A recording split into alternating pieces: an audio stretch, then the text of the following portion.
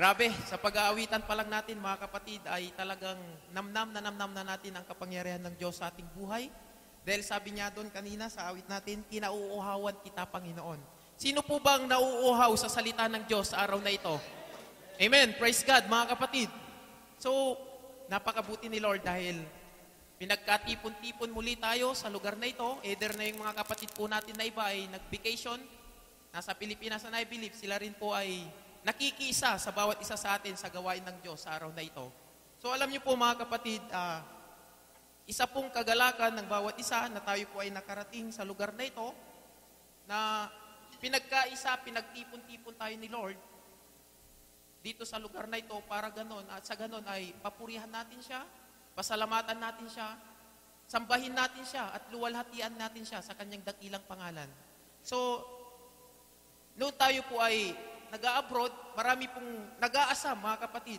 Marami pong nag-aasam na umangat ang buhay, magpakayaman, habang sila ay nabubuhay. Marami pong nag-aasam, mga kapatid, na yumaman ng yumaman, mag-impok ng mga salapi, magpakayaman, but kukunti po ang naghahangad ng simpleng buhay, mga kapatid. Ang simpleng buhay na ito, Panginoon, mga kapatid, ay naaayon po sa kalooban ng Lord.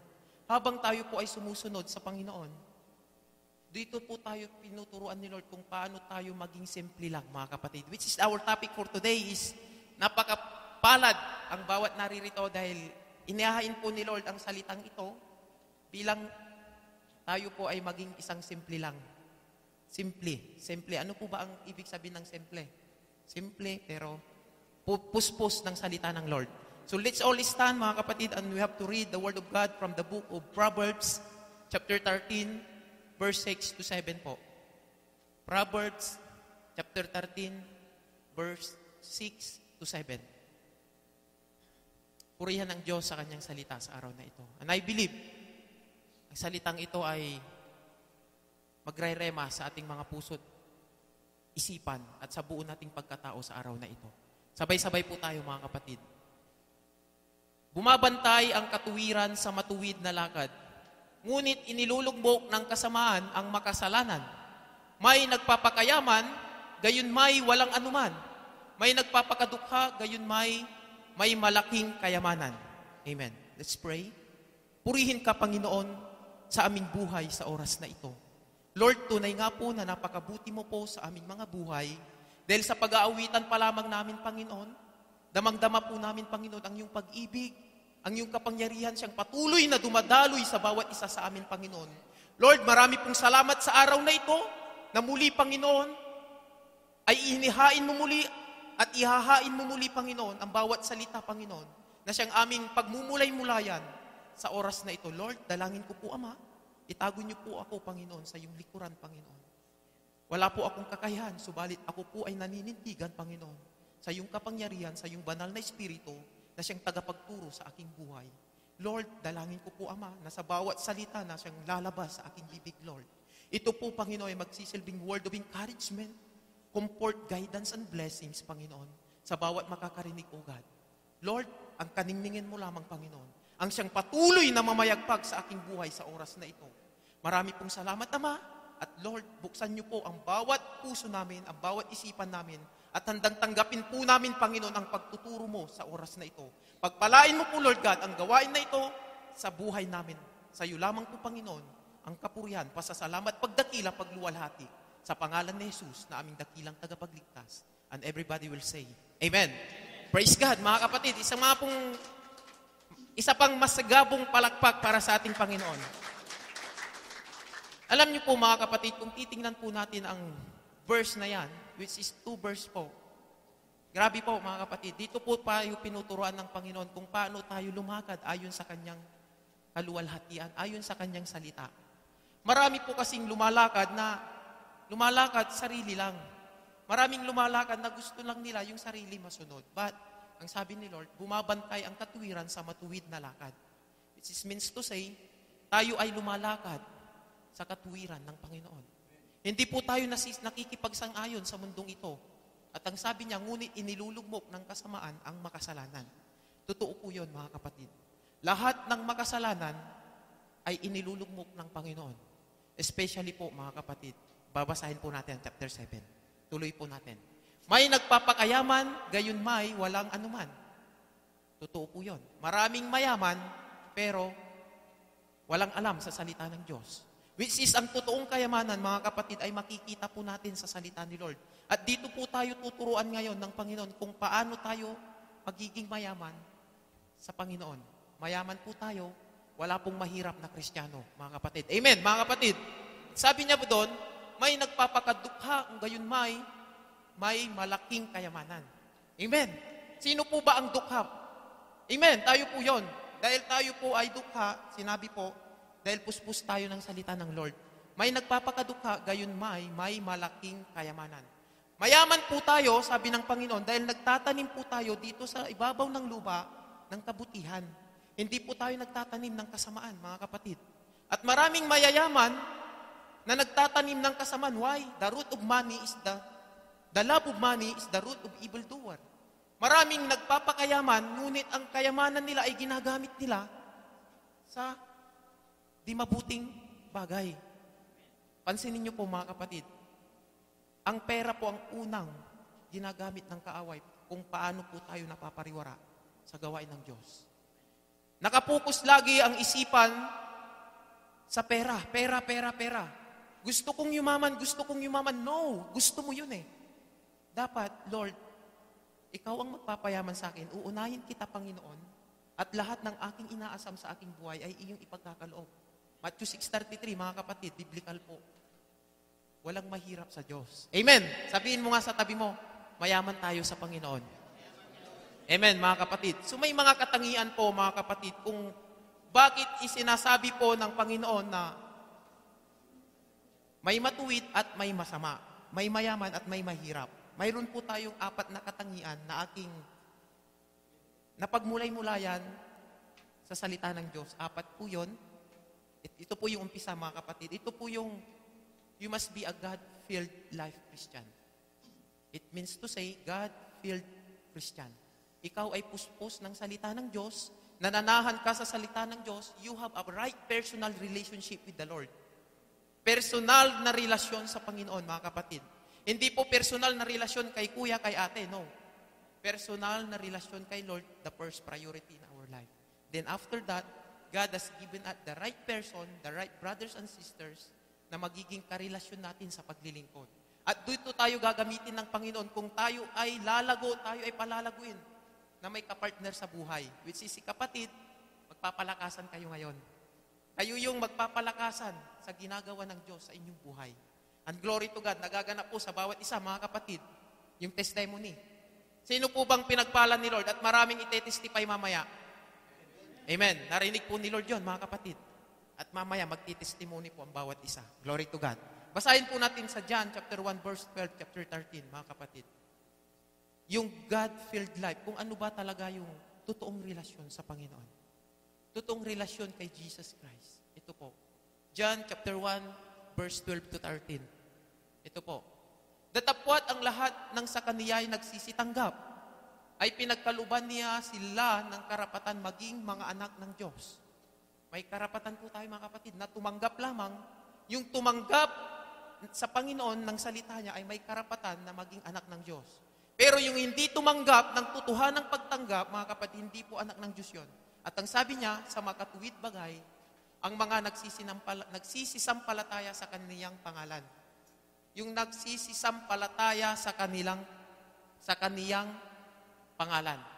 Nagsisisampalataya, ito po yung sumusunod, nag-o-obey sa Panginoon. Nagsisisampalataya, ano po ba yun, mga kapatid? Tayo ay dumadalo sa gawain ng Panginoon. Nandun po yung heart natin na handang magpasakop kay Lord. Nandun yung puso natin na tayo ay mag-obey sa Panginoon. Upang sa ganun tayo ay karapat-dapat na maging anak ng Diyos. Pero once po, mga kapatid, na ang isang Kristiyano ay napapariwara, minsan gusto lang kung gusto, minsan malamig, minsan mainit. Mga kapatid, examine ourselves unto the Lord. At dito po tayo tuturuan ni Lord kung paano tayo sumunod ng sumunod ayon sa kanyang kalooban. Hindi po tayo susunod sa takbo ng mundong ito. Hindi po tayo susunod na tayo po ay magpakayaman, natural. tayo po ay susunod sa kaluwalhatian ng Panginoon. So, ito po, 13, ang sabi niya na mga ipinanganak na hindi sa dugo, hindi po sa dugo, ni sa kalooban ng laman, sa flesh, sa laman, ni sa kalooban ng tao, sa tao, kundi ng Diyos. Pansinin niyo po, kundi ng Diyos, kundi sa Diyos lamang. Kaya masarap po ang pagmamahalan ng totoong may relasyon sa Panginoon, like sa ginagawa po natin, which is the church, the body of Christ, compare mo po sa pamilya, sa laman. Kasi po mga kapatid, pansinin niyo po, nung hindi pa po tayo mananampalataya, magkakapatid, magkakaaway, nag-iinggitan, nag-aaway dahil sa mana, dahil sa kayamanan. Anong inaasam? Kayamanan, magpakayaman. Yun po yung text kanina.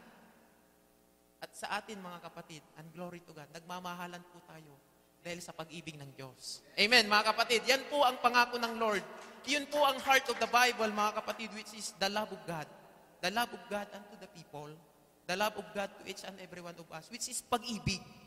Iyon po ang napansin ko sa pagbabasa ko po ng Bible. Nakita ko po, love talaga. Ang kailangan ipairal at mangibabaw sa bawat isang mananampalataya. Kasi once na nandun yung pag-ibig mo sa yung kapwa-tao, dahil kagalit mo man yan, mahal mo pa rin siya. Why? Ganon ang ginawa ng Diyos sa buhay natin.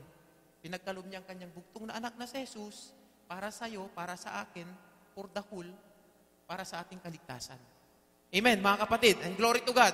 Yun po yung una nakatangian ng isang simpleng buhay. Simpleng tao, simpleng buhay. Simple lang ang nais ng Diyos, mga kapatid. Yung simple ka lang, pero puspus ka ng salita ng Lord. At sa magiging simple ka, tingnan niyo po, ang isang taong simple, makikita niyo yan. Makikita niyo sa kanyang katayuan, simple lang, pero lahat ng lumalabas sa kanyang bibig. Galatians 2:22, di ba po pas? You must be a blessed to be a blesser. Genesis, we must be a blessed to be a blesser. Tayo po ay daluyan ng pagpapala. Hindi po daluyan ng pagpapalo, mga kapatid. Pagpapala po tayo, mga kapatid. Hindi po pagpapalo. Ganun po yun. Glory to God. So, number 2 po, yung una, God-filled life. Then number 2, we are guided by God. Guided by God. Ano po ba ibig sabihin ng guided? Tayo po ay pinapatnubayan ng banal na Espiritu habang tayo ay nabubuhay sa ibabaw ng mundong ito. Habang tayo po ay lumalakad sa katwiran ng Lord, ginaguide po tayo ng Panginoon sa lahat ng mga bagay na ating ginagawa. Like nakaka-bless po yung isang kapatid kanina, sabi niya, nagpatotoo sa aming prayer fellowship kanina, sabi niya, nagparking ako, may naguhuli, sabi nung, may nagsabi may naguhuli doon sa pinarkingan namin, di nagsialisa namin. Yung pala, bago ako umalis, sabi niya, yung naguhuli pala, nandun na pala sa likod ko, tinitikitan na pala yung nasa likuran ko. At ako na yung susunod. Tingnan niyo mga kapatid, pansinin niyo po, ang Panginoon, hindi po tayo ipapahamak. Every time na may mga ganong pagsubok, nandyan lagi yung kanyang gabay sa buhay natin. Ginagay po tayo ng Lord sa araw-araw ng ating mga buhay. Ano po ang sabi ng Lord sa John 16:3? Basahin po natin, kuya. Ito po yung pag-guide ng Panginoon. Minsan, di natin alam kung ito ba, Lord. Nagtatanong tayo minsan, pero focus lang kay Lord, mga kapatid. Focus unto Jesus. Ayan po. At ang mga bagay na ito'y gagawin nila sapagkat hindi nila nakikilala ang Ama ni ako man. Ginagawa nila dahil hindi nila nakikilala ang Ama ni ako man. Anong sabi ng Panginoon? Yung iba, ginagawa nila yung bagay ayon sa kanilang sarili lang. Why? Nananaig yung sarili. Gagawin ko ito, Lord. Kung baga, hindi sila humihiling ng guidance ng Panginoon. Hindi po sila nananalangin kay Lord. Kung ito ba, Lord, na gagawin ko ay kalooban mo? Kung ito ba, Lord, na gagawin ko ay naaayon sa iyong salita? Kaya tingnan niyo po yung mga taong ganon, mga kapatid. Napapariwara. Nagplano ngayon, nakapalpak pa rin. Ang daming plano, ang daming pangarap, ang daming inaasam sa buhay. At the end of that plans, palpak, mga kapatid. Sablay. Totoo po yun. Why? Hindi sila humihiling ng guidance ni Lord. Hindi sila nagpapasako. Hindi sila nag-o-obey sa salita ng Lord. Ganun po yun, mga kapatid. Kaya iaasamin po natin, mga kapatid, na sabi nga ng Panginoon, our body is the temple of the Holy Spirit. Di ba mga kapatid? Our body is the temple of the Holy Spirit. Amen, mga kapatid. Totoo po yun. Ang ating katawan ay templo ng banal na Espiritu. Sa 1 Corinthians 6, chapter 19 po yun, makikita. Tayo ay pinanahanan ng banal na Espiritu.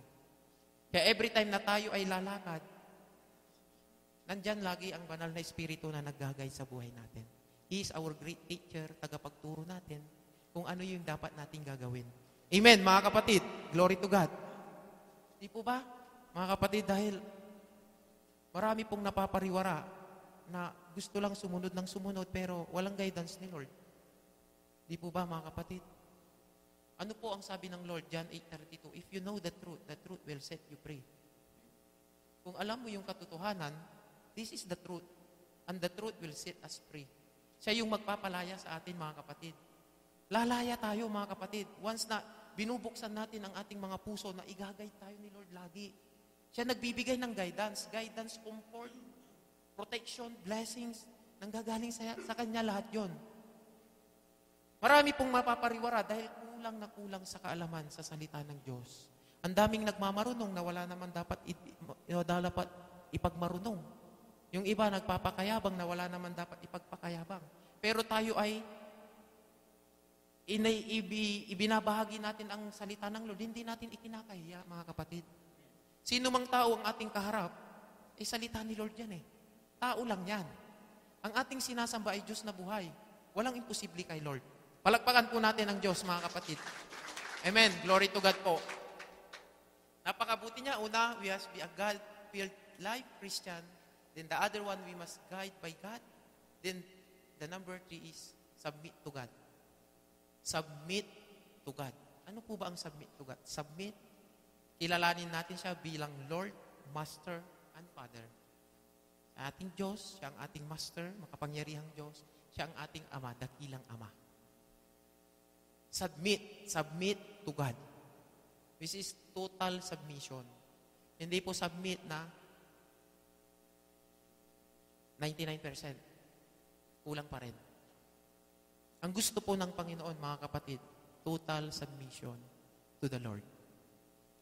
Total submission to the Lord. Basahin po natin sa James chapter 4, verse 7, Kuya Raymond. Ito po ang sabi ng Panginoon, total submission to the Lord. Gawin natin ang lahat ng bagay para sa kaluwalhatian ng Lord. Ayan po.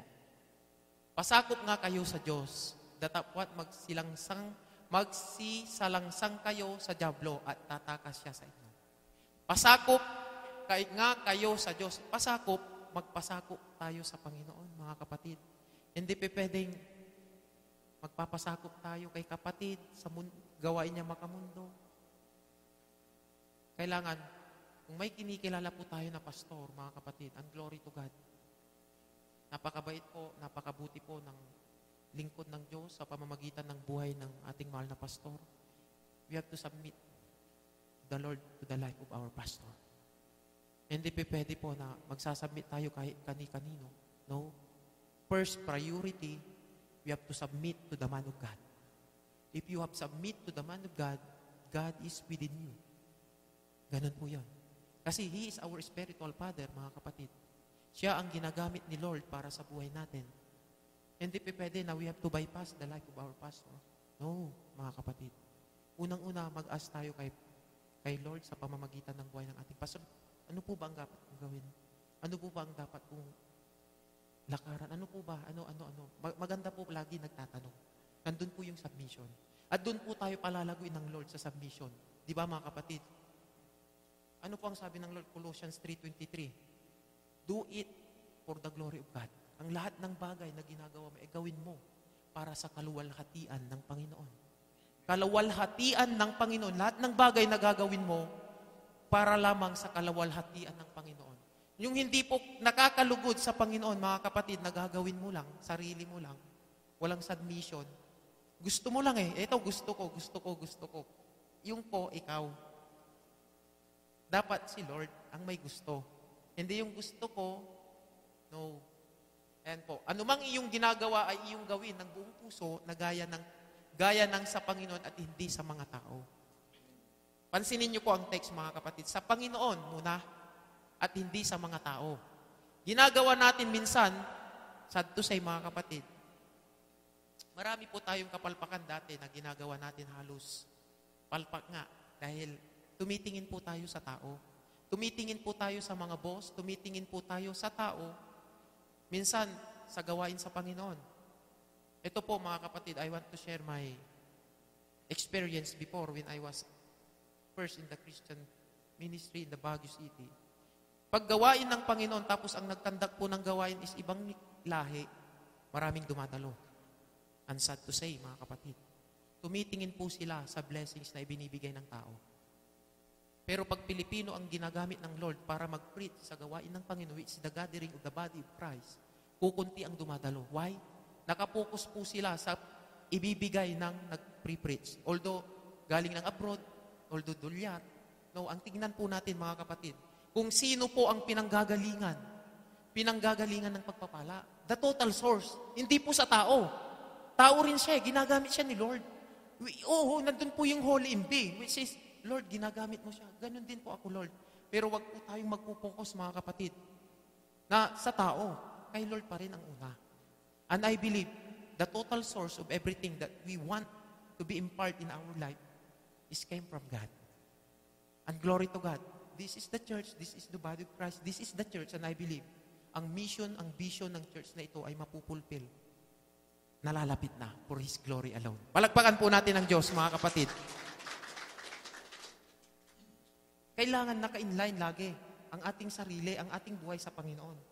Sabi po sa Colossians 3:1, we must be in line unto the Word of God. Naka-inline po lagi tayo, mga kapatid.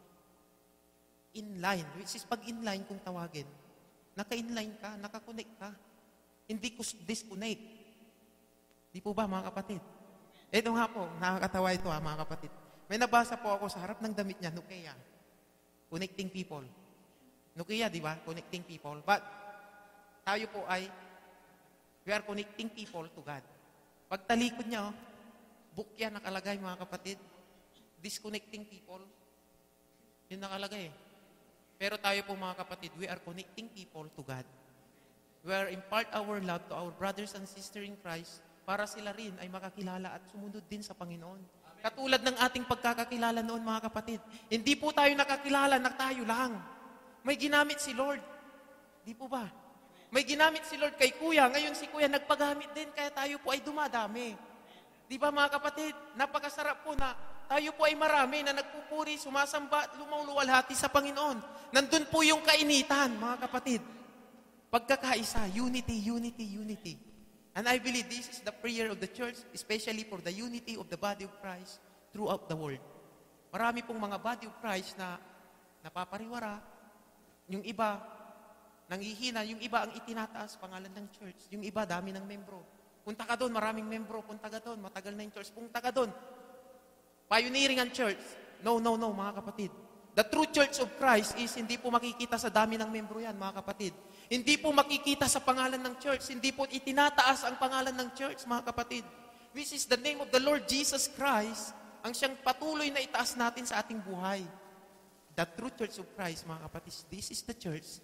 Pumasok ka sa church na ito, nanampalataya ka, Lord, iparanas mo ang iyong kapangyarihan sa aking buhay, sa aking pagpasok, sa aking pagdalo sa gawain na ito. At Lord, mararanasan kita. Once na nagpakilala si Lord sa'yo, sa oras na ito, mga kapatid, mararanasan mo talaga si Lord. At sasabihin mo sa sarili, Lord, ikaw nga pala. Totoo ka nga, Panginoon, sa buhay ko. Like, kung ano po yung testimony ng isang sister in Christ po natin before. Na-meet niya si Lord sa panaginip. This is the audible voice of God. Maliit na tinig ng Diyos nangusap sa kanya. And glory to God. Gagamitin siya talaga ni Lord mightily. For His glory alone. Palagpakan po natin ang Diyos, mga kapatid. Then the fourth one, mga kapatid, nandun po yung field life, Christian, guided by God, submit to God. Ito na. Yung dapat natin gawin, mga kapatid. We have to serve in God. Hindi pa pwedeng nagsasubmit tayo, pero hindi tayo nagsiserve kay Lord. We have to serve God. Magpagamit po tayo sa Panginoon. At gagamitin tayo ni Lord. Saan man panig ng mundo, saan sulok ng mundo, pag ikaw ay ginamit ng Panginoon, magpagamit ka. And I believe, si Lord ang kasama mo, hindi kanya iiwan. Siya yung totoong kaibigan, mga kapatid, kailanman ay hindi kanya iiwan. Kahit sabihin natin, si kuya, kahit kapatid mo yan, spiritual, minsan nang iiwan di ba? Amen. Why? Dahil po, minsan si kuya, nananahan pa rin sa sariling laman, flesh. So pag tayo po ay tumitingin, sa Panginoon lamang tayo titingin, mga kapatid. Siya po yung totoong kaibigan na hindi nang iiwan. Siya ang ating Ama, ang ating Diyos na makapangyarihan sa lahat. Amen, mga kapatid. Di po ba? Nandun yung kagalakan, mga kapatid. We have filled with joy if we are serving with God. Nandun po yung kagalakan habang tayo po ay naglilingkod sa Panginoon. Ano po ang sabi niya sa Psalms 37 verse 4? Psalms 37 verse 4, mga kapatid. Di po ba? Basahin mo, kuya. Ipas mo yung Psalms 37. Memory verse po ito, mga kapatid. Ayan po. If we are served with God, nararanasan natin yung joy. Ayan po. Magpakaligaya ka naman sa Panginoon. Naman, sabi ng Lord, naman. Bakit naman? Kasi po, sabi niya naman, kasi yung iba, wala nawawalan sa eksena ang Lord sa buhay nila. Sabi ng Lord, magpakaligaya ka naman sa Panginoon at bibigyan ka niya ng nasa ng iyong puso. Yung dinidesire ng puso mo, gusto mong umangat yung buhay mo, yan ang gawin mo. Paligayahin mo muna si Lord sa pamamagitan ng isusuko mo yung buhay mo, magpagamit ka kay Lord. Yun ang una, mga kapatid. At lahat ng ninanais, dinidesire ng puso mo, ipagkakaloob ni Lord. Hindi po yung dinidesire ng sarili mo na yumaman. Back to the text, mga kapatid.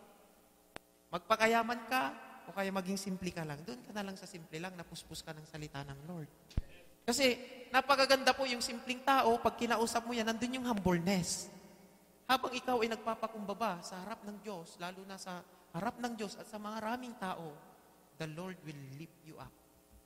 Si Lord ang magmamataas sa'yo. Itataas ka ni Lord.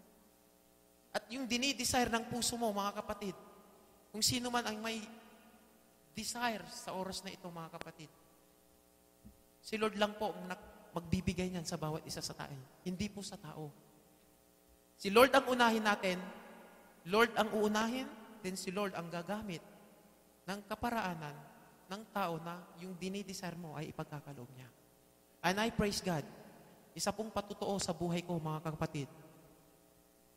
Isa pong gawain na kung saan ay dinidesire ko, mga kapatid, na ako po ay makadalo sa isang convention sa Maynila before.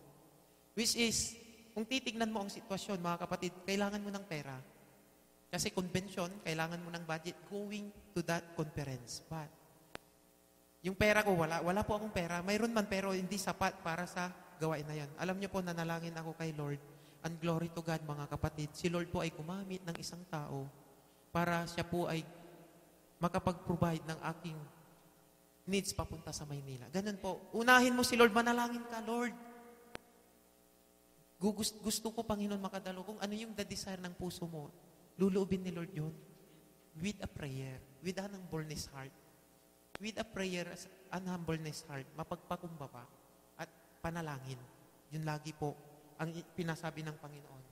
So pag napapaligaya natin ang Lord, nagsiserve po tayo sa Panginoon, anong sabi ng Lord sa Nehemiah 8:10, mga kapatid? The joy of the Lord is our strength.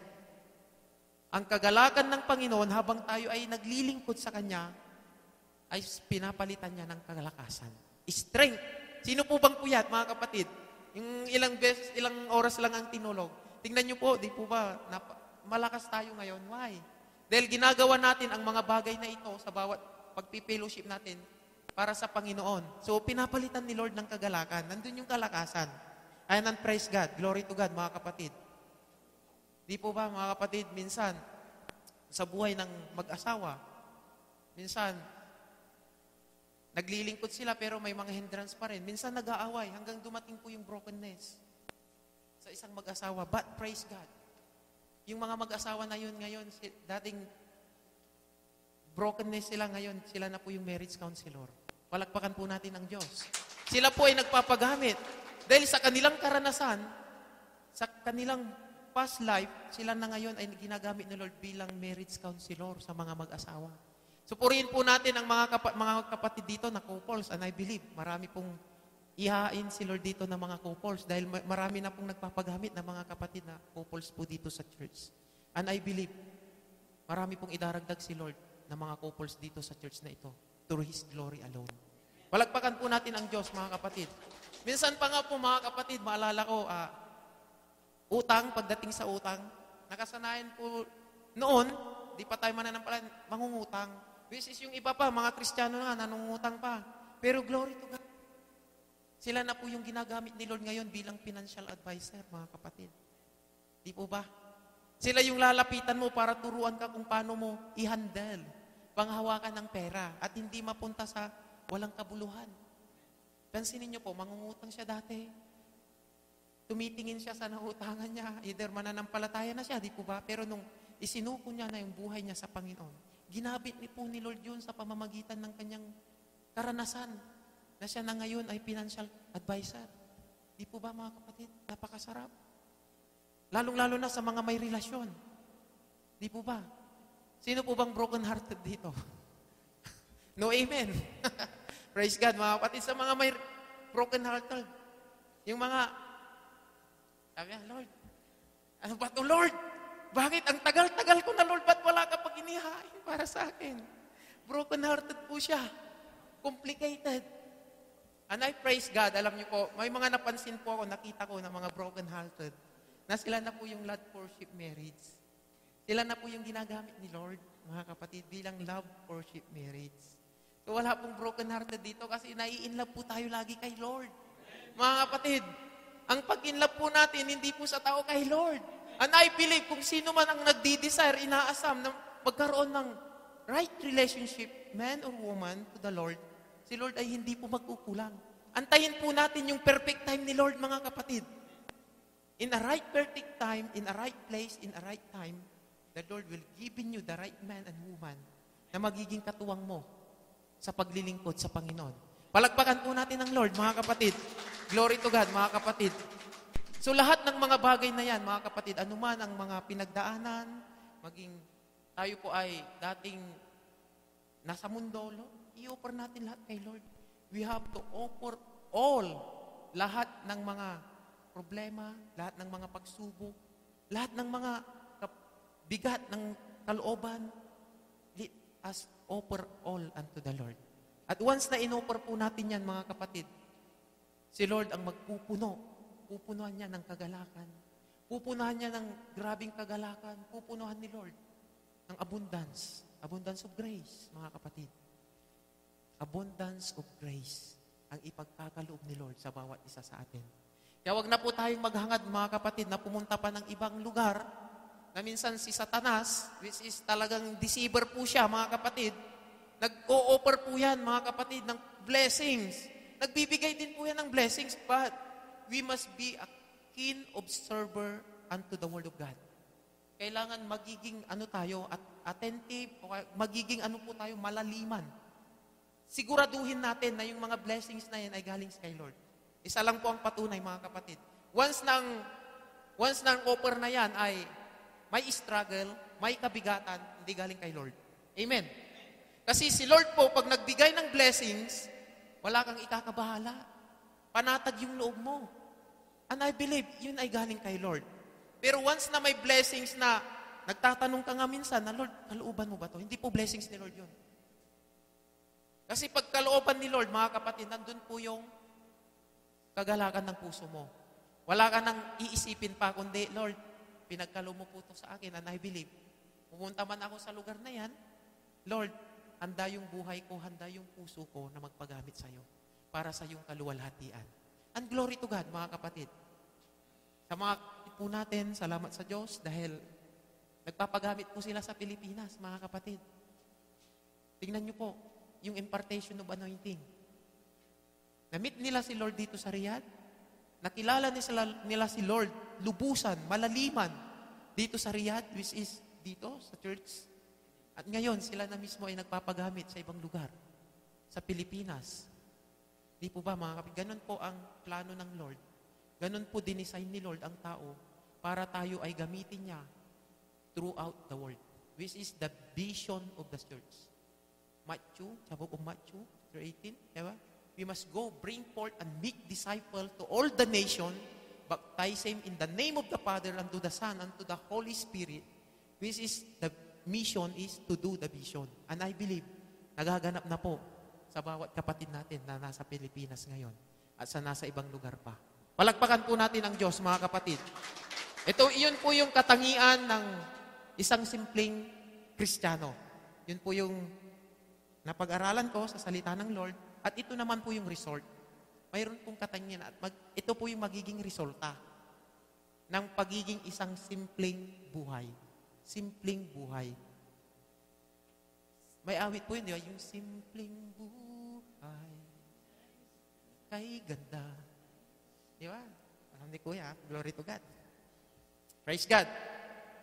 Mayroon pong result ang katangian ng isang magiging simpleng buhay na mananampalataya. Number 1 po, mga kapatid, we must have to keep on track. Di po tayo nadidipokos, nadidisalign. Hindi po tayo nadidipokos sa panawagan ng Lord sa buhay natin. Dahil nananahan tayo sa Kanyang salita, tayo ngayon ay naka-inline, nakapokus sa pangalan ng Panginoong Hesus. Basahin po natin sa Proverbs chapter 9, verse 21. Kuya, iyan po.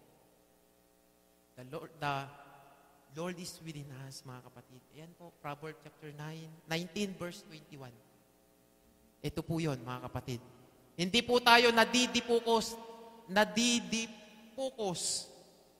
Hindi po ba? May iba sabi niya, hokus-pokus. Ano ba yung salita niyo? Sarili lang yung ginawa sariling desisyon lang, kaya nadidipokos. Ayan po.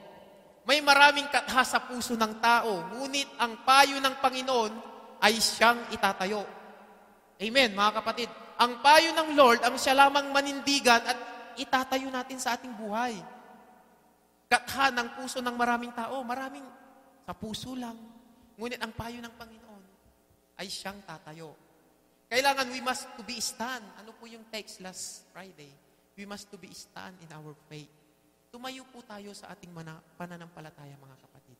At habang tayo po ay tumatayo sa ating pananampalataya sa Panginoon, hindi po tayo nadidipokos. Nagkakaroon po tayo ng alignment. Nagkakaroon po tayo ng paglago bilang sa ating spiritual na pananampalataya. Palakpakan po natin ang Diyos sa ating buhay, mga kapatid. And glory to God. At ano po ba ang nais ng iba habang tayo po ay nag-a-abroad, mga kapatid? Habang nag-a-abroad po ang isang tao, may purpose. Hindi pwedeng nag-abroad po tayo, walang purpose. Di po ba? Hindi pwedeng pupunta ka ng ibang lugar, mag-a-abroad ako, Lord. Wala kang nais, wala kang purpose? No! Di po ba? A life with the Lord have a big purpose. Habang tayo po ay sumusunod sa Lord, doon po natin nakikita yung purpose ng Lord sa buhay natin. Amen, mga kapatid. Kaya po tayo nagpunta rito, di po ba nakaka-amaze? Ang purpose pala ni Lord. Kaya tayo dinala dito sa bansang Riyadh, which is mahigpit, Muslim country. Sabi ng iba, takot sa gawain. Sila yon, hindi tayo yon. Pero ang purpose pala ni Lord, tayo ay pinagtipon-tipon, pinagkaisa, nagkakakilala bawat isa para sa kaluwalhatian ng Lord. Para tayo ay sasamba, magpuri, magpasalamat, manalangin sa Panginoon. Iyon po ang purpose pala ni Lord, mga kapatid. Tayo po ay ginather niya dito. Kaya yung pag-abroad po natin, sabihin mo sa kapatid mo, sa tabi mo, may plano ang Diyos sa buhay natin. Amen! Glory to God, mga kapatid. May plano talaga si Lord. And the second one, mga kapatid, ang totoong buhay, a simple life, is no complication. Not complicated. A simple life is not complicated. Ano ba sa Tagalog ang complicated? Delikado. Ano pa? Complicated. Ano pa sa Tagalog? Delikado. Masalimuot. Di ba ba? Basahin po natin sa Titus chapter 2 verse 11 to 13, mga kapatid. Kailangan po, mga kapatid, masundan po natin. Titus 2:11-13. Ito po yun. Ito po yung kailangan sa lahat ng Kristiyano, no complicated. Ito po, basahin ko po. Sapagkat napakita ang biyaya ng Diyos na may dalang kaligtasan. Pansinin niyo po mga kapatid.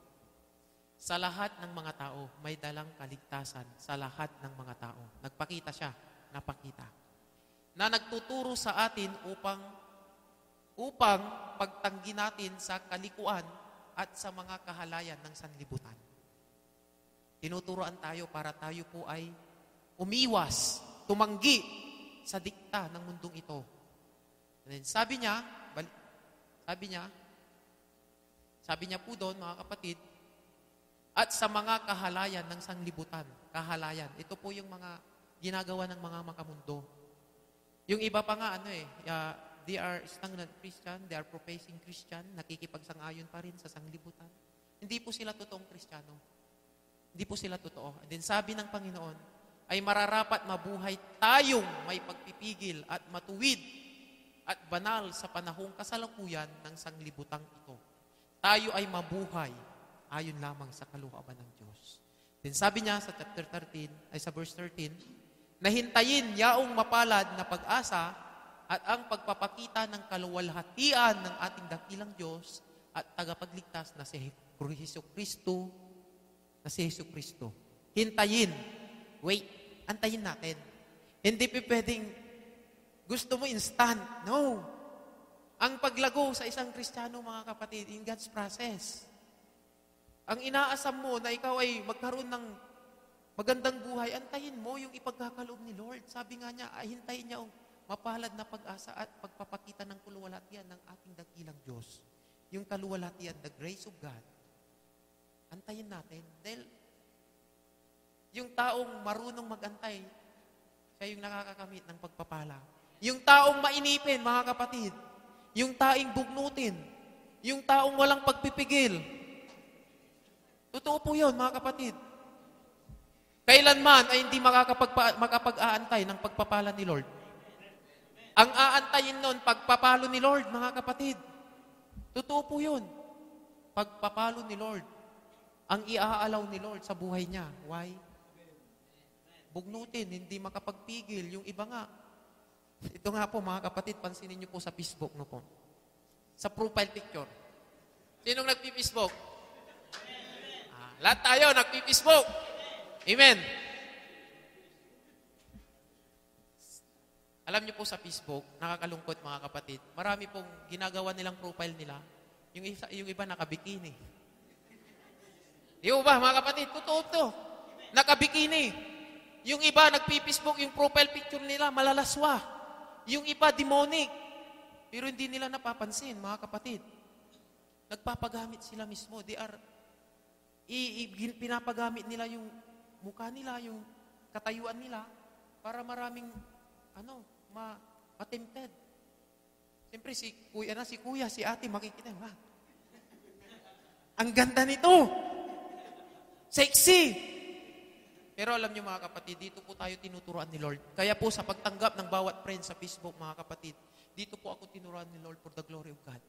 Habang ako po ay nag-a-accept ng friend sa Facebook, pinapanalangin ko muna kay Lord. Then tinitignan ko muna yung profile niya. Tinitignan ko po muna kung siya ba talaga ay naka-inline sa Panginoon. Amen, mga kapatid. Pero majority po, mga kapatid, sa pag-abroad, marami pong nag-aas ng friend request na sila po ay mananampalataya. Dito sila nakakilala sa abroad. And sad to say, nakakalungkot, marami pong mga kababaihan na nag-a-abroad. They are brokenness to their families and loved ones.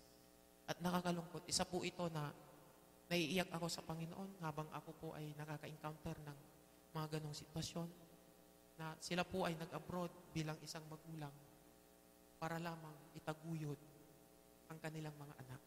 Dahil iniwanan sila ng kanilang asawa, sumakabilang bahay, hindi sumakabilang buhay. Mga kapatid, sumakabilang bahay sila. At sila ngayon ay uhaw sa salita ng Lord. At dito sila nakakilala kay Lord sa abroad. Pansinin niyo po dito pa sa abroad, sa pag-a-abroad. Which is, pag nag-abroad ang isang tao, lalong-lalo na sa kababaihan, mga kapatid, ang tingin po ng ibang lahi, we are slave. But no. Tayong mga Kristiyano, mga kapatid, anuman ang trabaho natin dito sa abroad, mga kapatid, hindi po tayo slave. Mga kapatid, we are the top, the head, and the blesser of God. Magpapala po tayo. Magpagamit tayo kahit ang amo mo ay Arabo, kahit ang Arabo may Pakistani, Masray. Magpagamit ka kay Lord. And glory to God, huwag nating ikahiya. And glory to God. For how many times inaalok po ako na magpa-Muslim? Bago pa lang ako rito sa Riyadh, yung ibang mga kasama ko sa Bilya, nagpa-Muslim. Dahil ang motibo po nila pera. Dahil pag nagpa-convert ka ng Muslim daw dito, bibigyan ka ng pera. Pero hawak ka na nila sa leeg. Sabi nga nung mudir sa akin, Jun, sabi niya, why your co-workers here converted as a Muslim now? Why you don't want to be a part in our ministry as a Muslim? Sabi niya. No, sabi ko sa kanya, no sir, I am a born-again Christian. Hindi ako natakot mga kapatid. And glory to God. Hindi ko ikinakahiya na ako ay born-again Christian. We are a born-again Christian, mga kapatid. Kahit Muslim yan, kahit mutawa yan, mga kapatid. And glory to God, nakakausap ko po yung mutawa sa company. Nag-share din siya, pinapakinggan ko, pero after na siya ay, pinapatapos ko muna magsalita, pero pagkatapos niya, ako rin nagsasalita. At doon ko po nakikita na hindi siya yung ipipilit niya eh. And I believe si Lord po ang kumikilo sa buhay ng mutawan na iyon. At isa pong patotoo, mga kapatid, grabe ginawa po ni Lord sa aking pag-uwi this coming December 11, which is pahirapan po kasi 3 times po pumunta tayo sa travel agency niyo po. And 3 times po akong nakakuha ng booking na ipinakita ko sa company, rejected lagi. Sabi ko, Lord, kalooban mo ba ito, Panginoon, ang aking pag-uwi? Dahil, Lord, ang nais ko po, Panginoon, makauwi ako dahil may purpose ka, Panginoon, sa aking buhay. At kahit wala man akong ipon, Panginoon, I believe ikaw ang Diyos na aking pinananampalataya, hindi mo ako pagkukulangin. Alam niyo, mga kapatid, si Lord po ang nag-provide. Si Lord po ang nag-provide.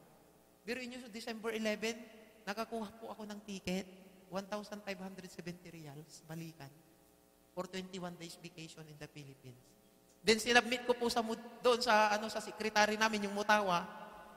Yung mutawa, sabi niya sa akin, why? Sabi niya, your exact vacation is December 15. Why you have changed it already? Sabi niya, who is your boss? Sabi niya sa akin. Ayun, ganun ako. Sabi ko sa kanya, sir, excuse me, may I ask and apologize to you? Sabi ko sa kanya. I go to the travel agency, but sabi ko, there's something wrong. Sabi ko sa kanya. All the flight this coming December 15 is totally fully booked, sabi ko sa kanya. Then the exact vacation that you have given unto me is only 21 days, sabi ko sa kanya. It's very hard, sabi ko sa kanya, na hanapin kung ano yung nararapat na pag-uwi ko. So, I decided na naghanap pa ako ng iba, sabi ko sa kanya. Nag-explain ako, wag tayo maghihang mag-explain, mga kapatid. Wag po tayong yung tingin mo na kawawa ka sa bus mo. No, we have the right to explain. Sabi ko sa kanya, nakakita po ako, Muder, nakakita ako ng slot this coming December 11, sabi ko sa kanya na eksakto sa binigay niyong bakasyon. Babalik ako ng 31, sabi ko, babalik ako rito, putukan. And glory to God. Napakabuti ni Lord, mga kapatid. Di pagbigay ko po sa kanya, sabi niya sa akin, hindi na siya nakasalita. Ganun na. Tapos ako po ang nagpakumbaba. Kailangan pa rin natin, mga kapatid, kahit boost po natin sila sa trabaho, we must have to respect them. Irespeto po natin sila. Ganun po, hindi pwedeng sumalungat po tayo sa kagustuhan ng kumpanya. Pag sumalungat ka sa kagustuhan ng kumpanya, si Basti ka. Basti yung pangalan na, glory to God, pinaalala tuloy ni Lord. Si Basti nga. Yung kasamahan po namin na gumawa ng kalukuhan sa company, this coming Sunday, pauwi na po ng Pinas. Kasi siya gumawa po ng kalukuhan. Hindi ko na po babanggitin ko anong ginawa niya. Pero banggitin ko na para alam nyo. Grabe si Lord, no? Ito po mga kapatid, itong tao na ito, mga kapatid, na isama ko po sa gawain. Nung bago po ako rito sa Riyadh, isama ko po one time. Ang patutuo ng tao na ito, siya po siyang prodigal son. Sabi ko, prodigal son. Di po ba nag-organ pa dito, di ba Kuya Tom? Nag-organ pa yon. Talagang, which is, mayroon siyang alam sa salita ni Lord. Dati po siyang believer, pero, kumbaga, backslide. Hindi siya tumayo sa pananampalataya niya. Ngayon, ang ginawa ng tao na ito, si Basti ka ako kanina, glory to God. Habang nagtatrabaho po kami sa company, siya naman ay nagtatrabaho din. Grabe, nagnanakaw ng pabango. Then dumating po yung time, mga kapatid, nag-inspection po sila sa bilya namin. Kinalkal lahat ng kwarto at ang unang pinasukan yung kwarto namin. Kasi sa room po namin, 3 rooms. Doon kami yung unang pinasok. Nagulat nga, tulog pa ako noon, kinigising ako. Jun, labas mo ikama. Bakit? Mag-check up sila sa room, dinilabas ko yung ikama ko. Malinis po yung puso natin sa Panginoon at yung kasama ko pong dalawa doon ay talagang di sila gumagawa ng kalukuhan. At glory to God, talagang nakita ko po yung approach ng mga moder. Grabe po talaga pag ikaw ay nananahan sa salita ng Lord, nandun yung favor. Hindi ka basta-basta. Sabi mo sa katabi mo, hindi ka basta-basta. Amen, mga kapatid. Then, pumunta po siya ito na yung isang room. Pagpasok niya, mga kapatid, nagtaka ako, bakit si Basti? Nanahimik, nanginginig, sabi niya. Sabi ko, ito na yun, sabi ko. Kasi alam niyo po, mga kapatid, yung motor na gamit ko noon, doon ako galit na galit sa kanila eh. Siyempre ako po, mabait po ako. Hindi ko naman alam na ganun yung ginawa nila. Hiniram nila yung motor, pero 2 times lang na hiniram dahil hindi ko na pinahiram. Minsan, ako pa yung ipapahamak nila eh. Paglabas ko po ng company, siyempre bubuksan ko po yung compartment kasi hiniram nila. Although ang nanghiram sa akin, moder. Okay kasi moder. Inutusan nila si Basti kasi siya yung maintenance sa trabaho. Siya yung inuutusan lalabas, pasok. Sige, pinahiram ko para sa moder. Alam niyo po nung paglabas ko ng company, mga kapatid, di kinuha ko yung susi. Pagbukas ko po dun sa motor, punong-puno ng pabango. Sabi ko, grabe, buti hindi nakita po nung Saudi na nandun. Papalabas na rin. Di sinara ko bigla. Kinausap ko ngayon yung dalawa. Nireview ko sila, mga kapatid. Sabi ko sa kanila, ba't ganyan naman yung gagawin nyo sa akin? Mabait ako sa inyo kung mabait ako. Pero bakit nyo naman ako ipapahamak sa ginagawa nyo? Sabi ko. Kayo ang maglabas ng motor. Hanggat maaari, tanggalin nyo yan. Ilabas. Hindi ko ilalabas yung motor na yan. Binigay ko po yung susuki sa kanila. Hindi tama yung ginagawa nyo, sabi ko sa kanila. Nag-abroad tayo dito para sa pamilya natin, hindi yung pagnanakaw. Ito po, naganap po yung talagang binulgar ni Lord. Talagang nakita po sa kwarto niya, 63 nag-aurora na pabango. Buti, napakabait pa rin ng company po namin dahil hindi po siya pinatawan ng pagkakakulong o kaya putol kamay. Ngayon, pauuwin po siya this coming Sunday. Ang nakakalungkot, pamilyado din yung taong yun. Pero, bulag spiritual. Kaya, this is the time, mga kapatid, na tayo po ay magpagamit sa Panginoon. Tayo po ay maging kasangkapan ni Lord para sa mga taong yun na hindi nila alam ang kanilang ginagawa. Hindi nila alam ang kanilang ginagawa eh. Bulag spiritual. And glory to God. Tuloy po tayo. Number 3, we must be followers of Jesus Christ. Mga kapatid, tayo po ay tagasunod ngayon ng Panginoon. Ito po yung result ng pagiging simpleng buhay. Tayo ngayon ay sumusunod sa Panginoon. Galatians 2, chapter 20, mga kapatid. Tayo ay tagasunod ng Lord. Galatians 2:20. Tayo ay followers ni Lord. Habang tayo ay followers ni Lord, sumusunod tayo sa Panginoon. Nandun yung blessings. Yung blessings pa nga nag-o-overtake sa atin. Amen, mga kapatid. Pagising ng umaga, napakasarap. Di po ba, mga kapatid, blessings ka agad? Yung pagising mo, buhay ka pa, blessings yun. Di po ba, mga kapatid, kaya paggising ng umaga, Lord, pasalamatan natin si Lord sa mga bagay na iahain niya muli sa araw na ito. And I believe, itong araw na ito, malaking blessings para sa atin. And glory to God. And the last word, kailangan, we must bring us closer to God. Kailangan maging closer tayo sa Panginoon. We worship God in all the time. We worship God in all the time. We worship God in good times, in bad times. Tayo po ay magpuri sa Panginoon, anuman ang pagsubok, anuman ang pinagdadaanan natin sa ngayon, mga kapatid, we have to worship God. We must have a closer and closer relationship unto the Lord. Which is ito po yung intimate relationship to the Lord. Intimate relationship to God. Malalimang relasyon sa Panginoon. Habang ikaw ay nagiging malalim na nakikipagrelasyon sa Lord, ito po ang pangako ni Lord sa simpleng buhay. Jeremiah 29:11. Ito po yun. Ito po yung supporting verse, mga kapatid. For I know the plan I have for you, sabi ni Lord, a plan to prosper you, not to harm you, a plan to give you hope, peace, and a future. Ito po ang pangako ni Lord sa bawat tao, sa bawat isa sa atin na sumusunod sa kanyang kaluwalhatian. So glory to God po, nawa po ay na-receive nyo at nagrema ang katuruan ni Lord, and glory to God, marami pang i-reveal si Lord sa pamamagitan ng buhay ng ating mahal na pastor. Palakpakan po natin ang Diyos, mga kapatid.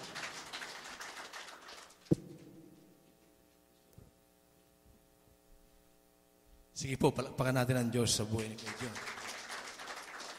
Bago yung text, nabanggit niya kasi yung submission. So, I want to expound something about submission. Last meeting na-take up na po natin yung submission and obedience. Ano po? So, submission is absolute. Obedience is conditional. Conditional in the sense na kung hindi ayon sa salita ng Diyos yung sinasabi ng tao, huwag kang susunod. You have to stand, but you have to submit to whatever consequence na ipapatong niya o gagawin niya, ano man yan. Amen? Kung siya ay nakakatas sa'yo, dahil amo mo siya marahil, kung siya ay nakakanta sa'yo, ay mayroon siyang ipapatong sa buhay mo. Amen? But we have to stand. Amen? Yung submission na tinuturo ng Panginoon sa buhay natin, we believe that we cannot serve God directly. Amen? We cannot serve Him directly. We can serve Him through people. Amen? And that's it. Don't tell me you are submitting to God, you're not submitting to the pastor, you're not submitting to one another. You are wrong. Amen? Sabi ng Matthew 25 verse 40, Lord, ito ba? Ito ba, Lord? Hindi. Kung ano yung ginagawa mo sa kanila, ay ginagawa mo na rin sa akin. Amen? And the king shall answer and say unto them, verily I say unto you, inasmuch as you have done it unto one of the least of these my brethren, you have done it unto me. Amen? You cannot serve God directly. You can serve God indirectly. You can serve God through the people. Likewise, you cannot submit to God directly. You cannot obey God directly. You cannot commit to God directly, but you can commit through people, through the church. Partial commitment is no commitment at all. Partial obedience is no obedience at all. Partial submission, no submission at all. Our focus, our goal, our objective is to fully submit ourselves unto God. And that's it. If we have not done that in our life, or we are not doing it, if that is not our focus in our life, then mawawala ka sa sin. You will be out of the way. You will be out of the way. Why? Because in Exodus 20 verse 5, our God is the most jealous God. Is the most jealous God. Sino po ang buhay pa ang pamilya niya? Mayroong pantatay, nanay, mga nakakatandang kapatid. Isa kang anak.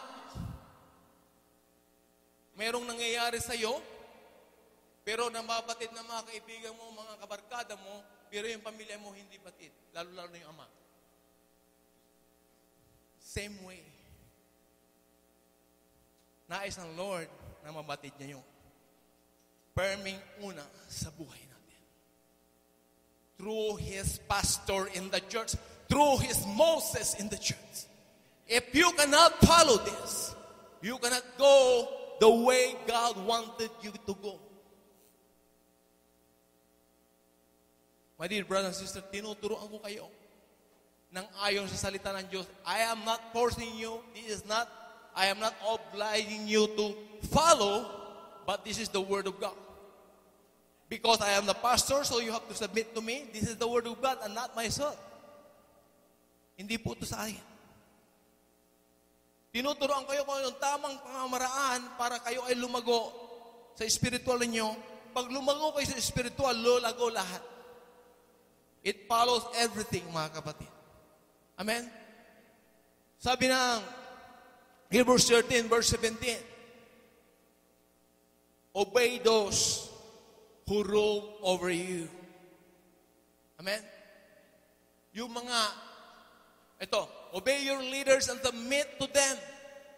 This is not from me. This is from God. This is the word of God. Obey your leaders and submit to them. For they are keeping watch over your souls as men who will have to give account. I will give account to your life. If you are committed members in this church, I am responsible and accountable to God for your soul. But when you are not submitting to me, you are not also submitting to God, because God has appointed me and anointed me to be the Moses of this church. If not, you better go! Better go up. If you cannot accept the word of God, because I am teaching you how to obey God and how to submit to God. This is the proper life. This is the way of life. What is the value of God na mag-incarnate siya sa pamamagitan ni Jesucristo? Para sabihin sa atin lahat ng ito. Ito po yung nais ng Lord sa buhay natin. Kung hindi tayo marunong magpasak, hindi ka palalagoy ng Panginoon. Yung blessing na dapat ay para sa iyo, aawatin ng Lord. Madidili na madidili yan. Hanggang ikaw ay maputi-puti ng buhok mo, wala ng buhok, hindi mo pa rin makakamit. Why? Because you are not submissive. Kailangan maunawaan ng bawat isa ang submission. Pag wala yan,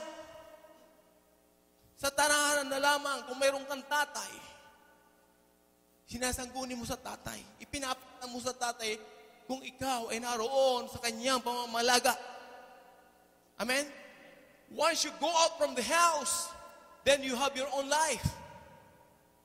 Dahil ikaw ay nasa tamang edad na.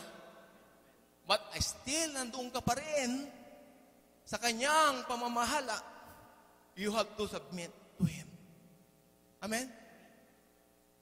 Kung pasaway tayo sa ating mga magulang noon, this time, ito ang tinuturo ng Panginoon sa buhay natin. Go back to our Father, makipag-reconcile tayo, tulad ng prodigal son. Amen? Tinuturoan tayo ng Panginoon ng tamang buhay para ikaw ay umunlad. Before I go to that text, this one first. Dahil nabanggit ng nagsalita kanina. Amen? Hanggat hindi ito naunawaan, hanggat hindi ito ay napapatuwad sa iyong buhay, hindi ka makakarating sa nais ng Panginoon sa buhay mo. Don't tell me gumaganda ang buhay mo.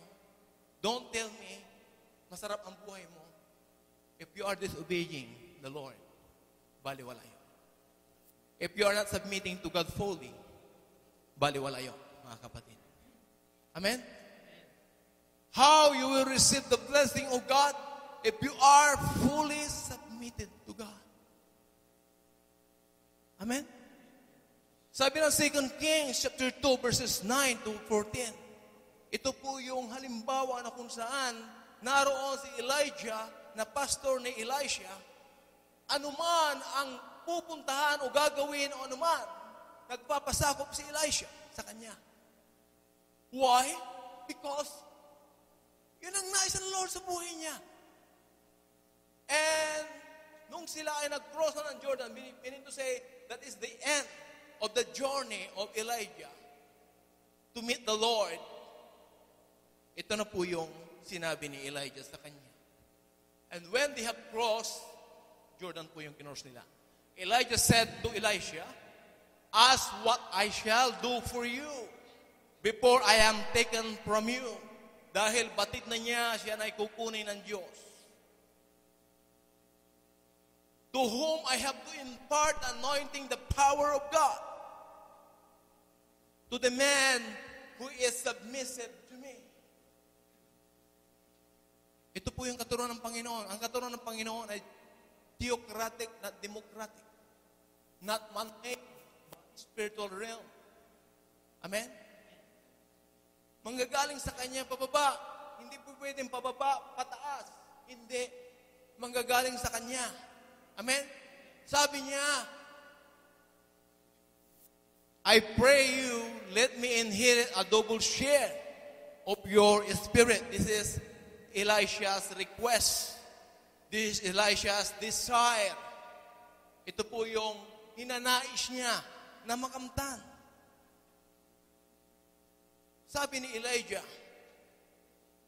mabigat ang iyong hinihingi, but kung makikita mo ko na kinukuha ng Lord paakyat sa langit, automatically, the mantle, the anointing, will come to you. The anointing will be imparted to you. That mantle represents the anointing of the living God. Amen? Ito po yun. Ibig sabihin, kung sumusunod ka sa leader, then automatically nagpo-flow yung anointing sa iyo. But if not, it will not. Even the plan of God will always come from your submission to your pastor, to your leader. Because God will not come down to anoint you. He will use the leader, He will use the pastor to impart His anointing. Amen? Sabi ng Romans 10:14, kung wala magtuturo, walang makakaalam. How you will learn? You will learn from God directly? No. You cannot. You will only learn from the instruments of God. And this is you, yung mga teachers, mga preachers, mga pastors, mga leaders, doon ka matututo. Sila po yung kasangkapan ng Diyos sa buhay natin. Amen? Darating ka rin. My turn is my turn. You don't have any desire to have your turn? No one? No one who is desiring to serve God fully? Wala? Wala sa inyo na nagdi-desire? My turn is my turn. But it will come the right time, the perfect time of God, it will be your turn. But while you are the follower, you are as black. You have to obey and submit. If not, it will not be imparted to you. Hindi may impart, hindi may isasalan sa inyo ang nais ng Panginoon. Amen? Ito po yung nais ng Lord sa buhay natin, mga kapatid.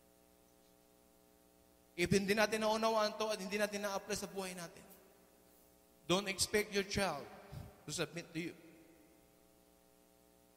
Because you are not submissive, it will reflect it to your life. Magre-reflect yan. Sabi ng Galatians 6:7, kung ano yung itinanim mo, yung anihin mo.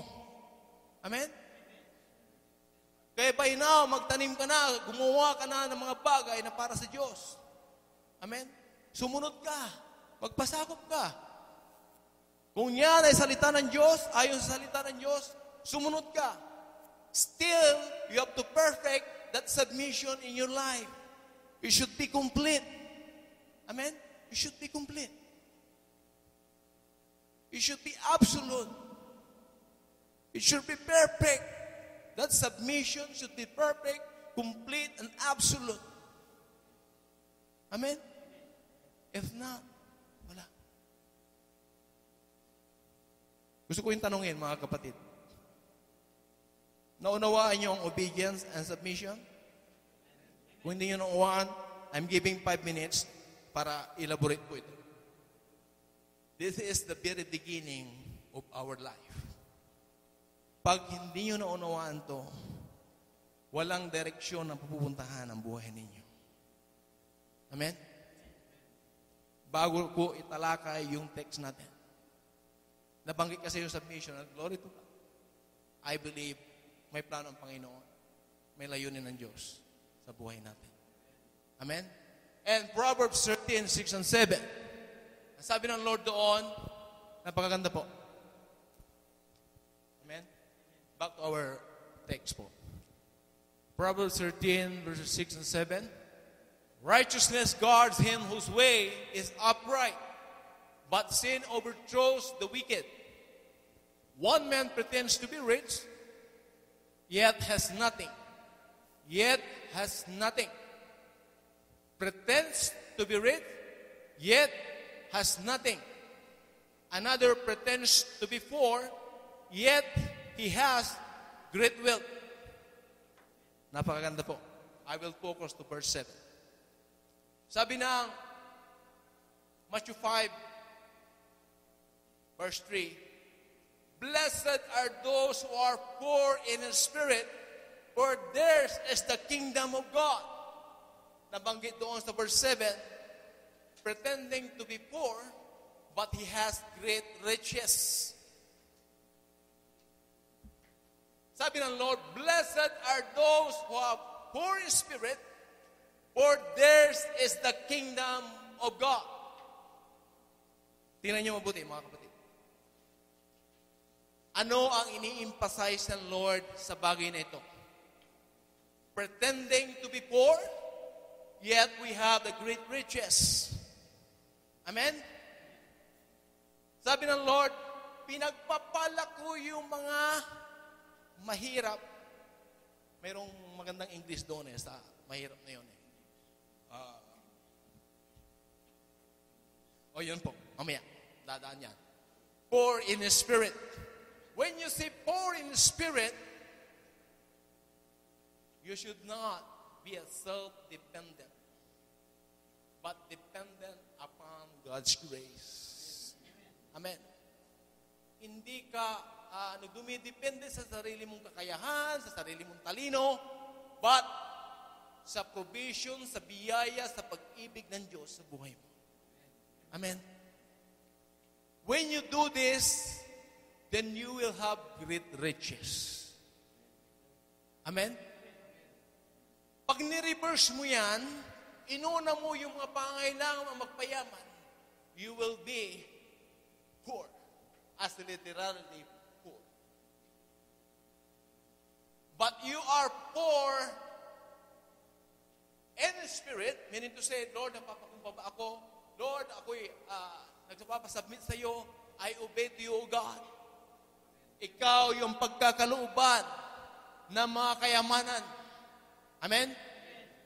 Hindi ka nag-aasam, sabi ng Lord, sabi doon sa 1 Timothy chapter 6, verses 6 to 14. Kung babasahin mo yan,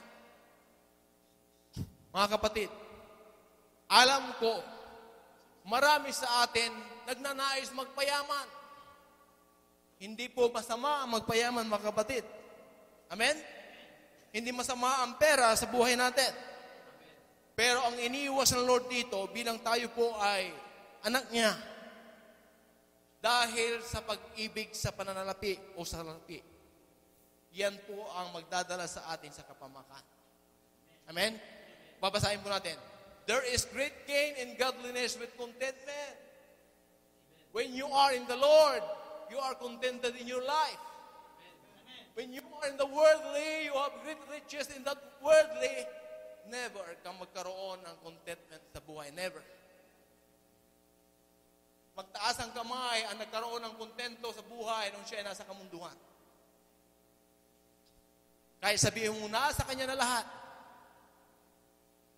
Nasa kanya na yung kotse, bahay, kung ano-ano yan. Hindi pa rin. Amen? But with God, we have the contentment. Amen? For we brought nothing into the world and we cannot take anything out of the world. Amen? Sino pong lumabas dito, ipinanganak dito na nandun na yung kayamanan sa kanya? Nakasabit na yung mga kwintas, mga hikaw sa kanya na pure gold galing pa ng Saudi. Wala, siyo. Amen? Wala po. So nais ang Panginoon, kung paano ka lumabas dito, babalik sa kanya na walang-wala din. Amen?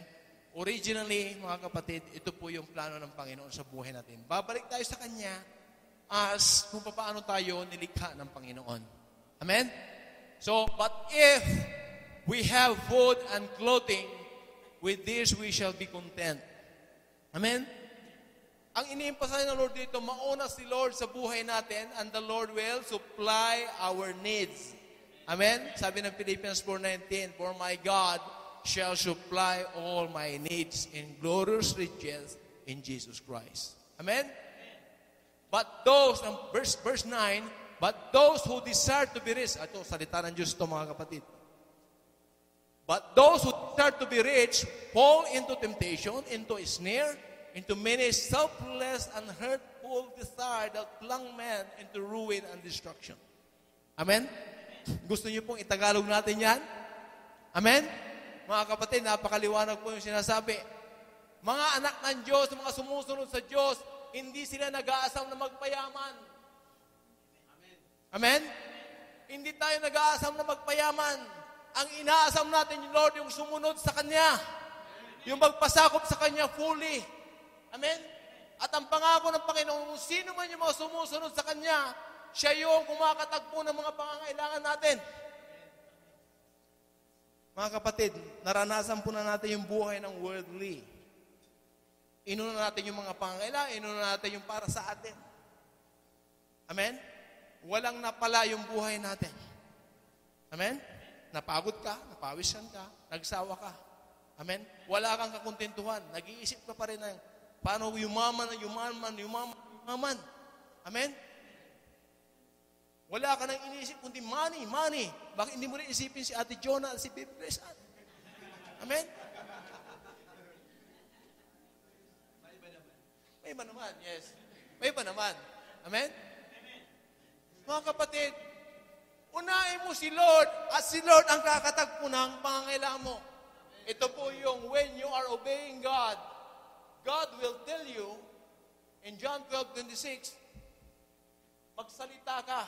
You command even the blessing will follow you. Amen? You can declare blessing. And that blessing will be provided by God anytime. Amen? Wala ka na ang hahanapin pa kay Lord. Amen? Yun po. Wala ka nang hahanapin. Amen? Glory to God. Amen? Sige po, balikan po natin yung 1 Corinthians. 1 Timothy chapter 6. Anong katagalog siya? Okay. Saan tayo? Datapwat ang mga nagsisipag nasang yumaman, Tagalog ito mga kapatid, salita ng Diyos, ay mga huhulog sa tukso at sa silo. Ano ba yung silo? Last. Amen? Ano yung last? Silo. Amen? Yung pagnanasa. Amen? Pagnanasa sa mga kamunduhan gawain. Amen? At sa maraming mga pitang hangal. Ano yung pitang hangal? Hangal na pita. Amen? At makasasama yan. Sabi ng Lord, makakasama na siya maglulubog sa mga tao sa kapahamakan at kamatayan. Wala nang inasang pera. Kaya tuloy ang mukha niya, mukhang. Wala na. Amen? Pero ngayon, tinuruan tayo ng Panginoon, mauna siya, para pag siya ang inuna, siya po yung nasa isipan mo lagi. Ikaw ay nagmumukhang Diyos. Amen? Kung lagi mong iniisip ang pera, nagmumukhang pera. Pero pag iniisip mo lagi si Lord, nagmumukha kang Diyos. Sabihin yung glory ng Lord, nagre-reflect sa'yo. Bakit? Siya ang pakikipagpanayam mo lagi. Lagi si Lord yung naiisip mo. Amen? Kaya nagre-reflect ang glory ng Lord sa buhay mo. Amen? Sumunod sa Diyos at ang pangako ng Diyos na provision ay dadaloy sa iyo. Amen? Unahin mong permi ang Diyos sa buhay mo. Amen? Baliktad kasi ang proseso ng tao, pero ito yung tinuro ng Lord sa buhay natin. Amen? Maraming tao, inuuna niya ang pangangailangan ang para sa Kanya. Unahin mo muna si Lord sa buhay mo para yung para sa iyo, ibibigyan ng Lord. Amen? Sino ang gumawa ng buhay mo? Si Lord. Sino nagbigay ng trabaho? Si Lord. Sino nagbigay ng asawa mo? Si Lord. Sino nagbigay ng anak mo? Si Lord. Amen? Sino nagbigay ng mga ganitong gawain? Si Lord. Sino nagbigay ng sasakyan? Si Lord. Sino nagbigay ng damit mo? Binili mo yan, pero ang provision na kay Lord. Amen? Maraming nagsasabi, sinong gumawa ng buhay mo? Saan ka galing? Kay nanay ko, sabi niya. Piloso po yun, mga kapatid. Galing tayo kay Lord. Ginamit ng Lord si nanay. Amen? Matuto tayo sa proseso ng Panginoon. Amen? Kaya nga sabi doon sa John 16 verse 3, bago natin balikan yung mamaya. Amen? Nagagawa nila yon dahil hindi nila alam. Hindi nila alam. Amen? Kaya nga napakahalaga na malaman natin ang salita ng Diyos upang ito ay magkaroon tayo ng pamantayan sa buhay. Makalakad tayo ayon sa Kanya, ayon sa salita ng Diyos. Amen? Marami pong alatsamba, trial and error. Okay, how many errors na magagawa mo sa buhay? Amen? Pero si Lord, beforehand, ito, anak, para pag ikaw ay lumakad, wala na yung error. Amen? Mababawasan na yung trial and error. Pag ikaw ay sumunod, wala na yung trial and error. Sigurado yun, truth yun. Pure na to, talagang totoo, sigurado. Sure bull. Yes, that is the right term. Sure bull. Amen? Yun po yung nais ng Lord sa buhay natin. And then, sapagkat ang pag-ibig sa lapi ay ugat ng lahat ng uri ng kasamahan na sa pagnanasa ng iba ay ng asinlay, sinsay, sa pananampalataya at pinuhog ang kanilang sarili na maraming kalumbayan. Amen? Marami pong hat kay Lord. Pero yung siya natukso na sa pera, nandyan na yung, dami ng pangangailangan. Wala nang kakontentuhan sa buhay. Paghangad na ng paghangad ng paghangad. Ano nangyari? Lalayo na, may iris na si Lord sa buhay niya. Kaya nang sabi ko sa inyo mga kapatid, kung ano yung laman ng isip, doon din kayo. Sabi ng Matthew 6 verse 21. Amen?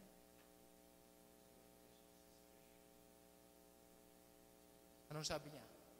Where your treasure is, there your hearts be. Kung ano yung tinatangkilik mo, naroon din yung puso. Amen? Pag tinatangkilik mo ay, pera, pera, pera. Ano mangyayari sa'yo? Mukha kang?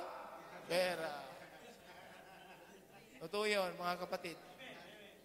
Pero pag inuuna mo si Lord, ang kanyang glory ay magre-reflect sa'yo. Amen? Hindi pala nang tawagin kang mukhang Diyos. Amen? Hindi pala lang sabihin ka, baka lumagpas ka sa langit. Amen? Nakadalasan ay naririnig natin yan na batikos na mga hindi nakakaalam ng salita ng Diyos. Hindi pala na mga kapatid. Amen? Mga kapatid, take note. Hindi pala nang batikusin ka kung ikaw ay sumusunod sa Diyos. Pero pag binatikos ka dahil gumagawa ka ng masama, gumising ka doon. Amen? At yun po ang sinabi ng Lord sa 1 Peter chapter 4 verse 15 and 16. Amen? Hindi bali nang batikusin ka na ikaw ay sumusunod sa Diyos. Amen? Kaysa yung batikusin ka dahil ikaw ay masama, ikaw ay magnanakaw ng perfume. Amen? Datapat ikaw o tao, first, yun po. But let none of you suffer as a murderer, or as a thief, or as an evildoer, or as a busybody in other men's matter. Amen? Yet any man suffer as a Christian, let him not be ashamed. For let him glorify God on his behalf. Amen? Ito po yung sinasabi ng Lord sa buhay natin, mga kapatid. Amen? Tingnan mo yan ang hirap-hirap mo. Sunod ka kay Lord eh. Hindi niya alam. Hindi niya alam. Hindi niya alam ang sikreto ng kaharian ng langit. Amen? Yung nagpapakahirap ka, inaalay mo yung buhay mo kay Lord.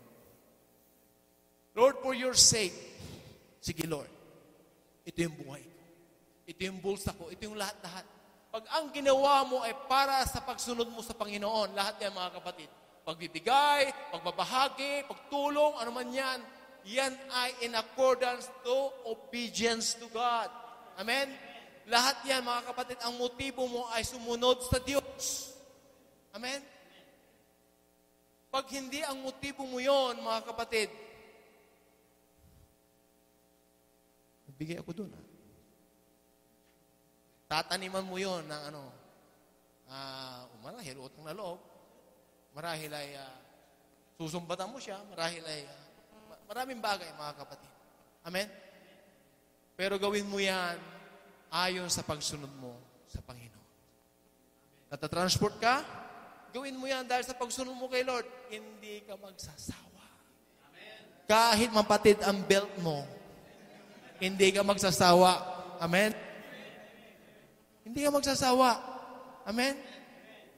Kahit magdamagan na ikaw ay nasa Panginoon, napupuyat ka, hindi magkukulang si Lord. Amen? Glory to God. Amen? Ate, kahit wala kang tulog, pero inuna mo si Lord, God will give you the sustainment in your life. Amen?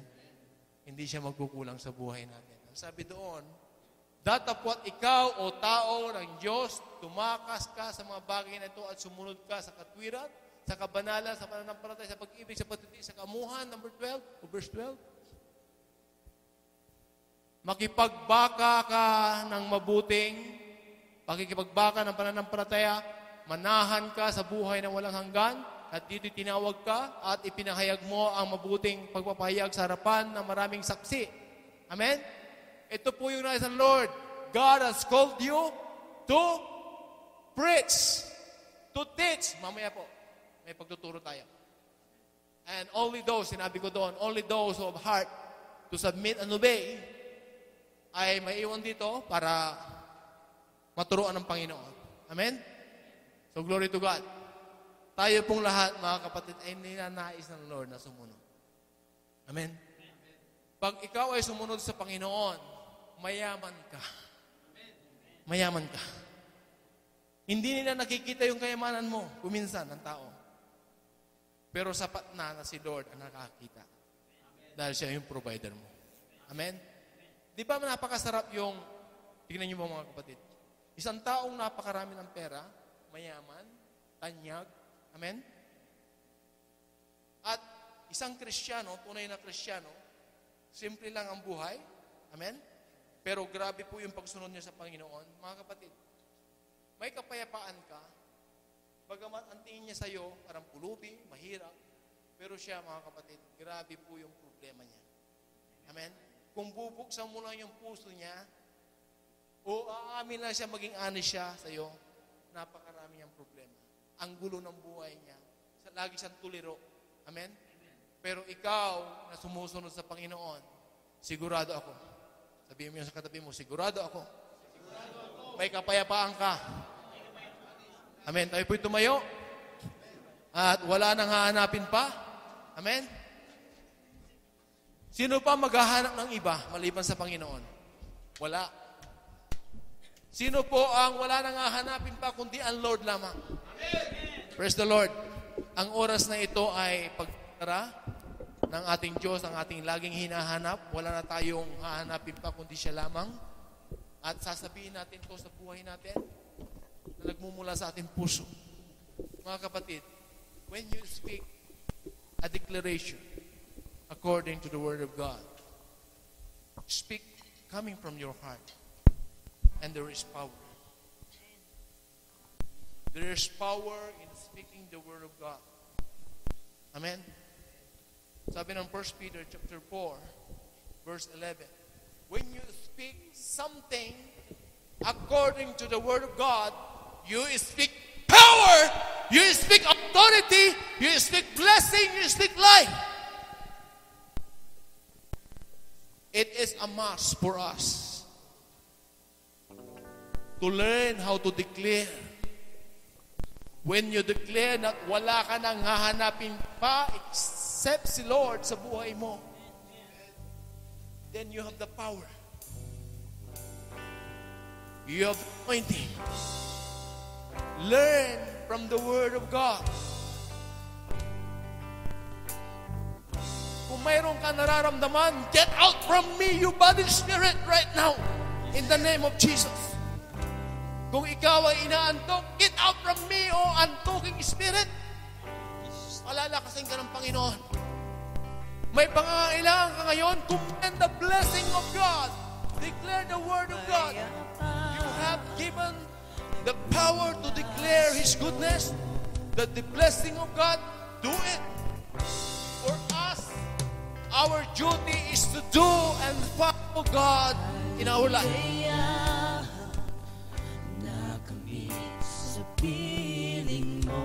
Yes, O God, Ikaw lamang, Panginoon, at sa iyo lamang, Panginoon, namin nakakamit ang lahat ng ito. This is more than the wealth, the riches of this world, O God. Yung mayroon kami kapayapaan, kagalakan, na pinagkakaloob mo, Panginoon. Higit pa sa anumang kayamanan ng mundong ito, Panginoon. Sige, siya lamang ang hanapin mo, sabihin mo. Kung tunay na wala ka nang hinahanap ng Diyos, sabihin mo na nagmumula sa iyong puso. Di mamalagi sa piling mo, aking Ama.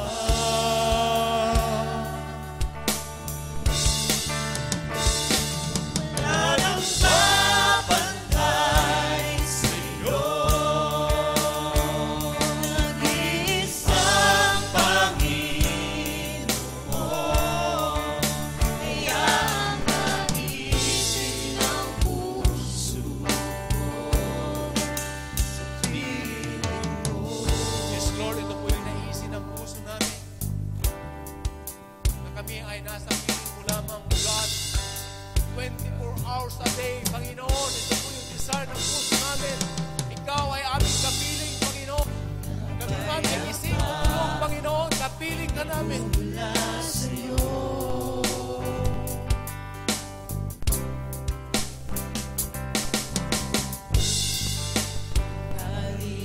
kaligayahan Na kami sa piling mo. Wala na. wala nang hahanapin pa, wala nang nanaisin pa, Di mamalagi sa piling mo, aking Ama. Aking Ama. wala nang babantay sa'yo, nag-iisang Panginoon, kaya ang Naisin ang puso ko'y sa piling mo. Wala nang hanapin pa. wala nang hahanapin pa, wala nang nanaisin pa, Di mamalagi sa piling mo, aking Ama.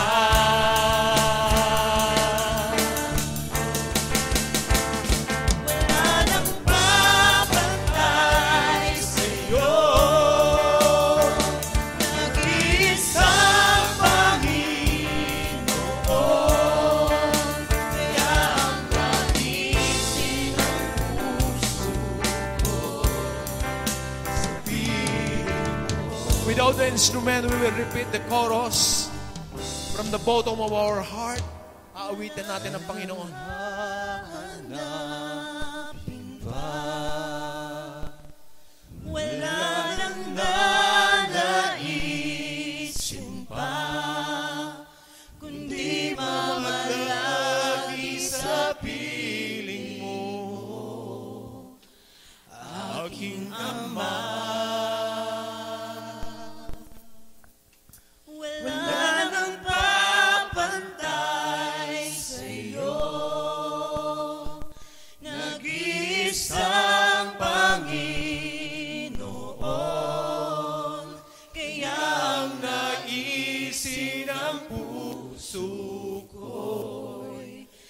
piling nyo. Hallelujah, wala nang hahanapin pa. Wala nang hahanapin pa. Wala nang nanaisin pa. Di mamalagi sa piling ko, aking Ama.